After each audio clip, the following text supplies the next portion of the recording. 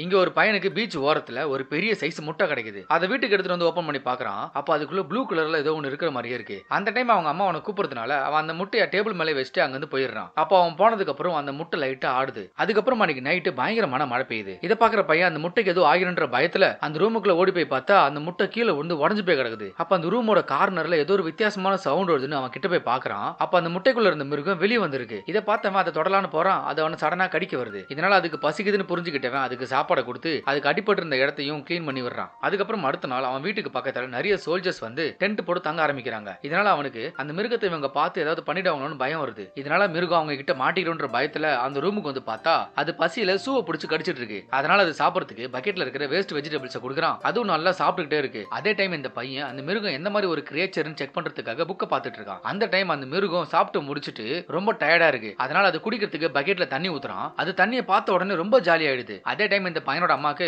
அவங்க பையன் ஏதோ சீக்கிரட்டா ஒரு பெட்டை வளர்க்குறான் டவுட் இருக்கு. அதனால ஒரு கிளீனரை கூப்பிட்டு அந்த ரூமை கிளீன் பண்ண சொல்றான். அதனால அவன் ரூம்ல இந்த பக்கெட் எடுத்துட்டு வந்து தண்ணியை வெளியே கொட்டுறான். இதனால அந்த பையன் பயந்து போய் அந்த மிருகத்தை காப்பாத்துறதுக்காக போறான். ஆனா அந்த பக்கெட்டுக்குள்ள அந்த மிருகத்தை காணோம். இதனால அது எங்க போயிருக்குன்னு வீடு ஃபுல்லா தேடுறான். அப்ப குட்டியா இருந்த மிருகம் சடனா கொஞ்சம் பெருசா மாறி அந்த வீட்டுக்குள்ள இருந்து வெளியே வருது. அந்த டைம் அவன் வீட்டுல இருந்த நாய் அதை பார்த்து அதை கடிக்கிறதுக்காக துரத்துது.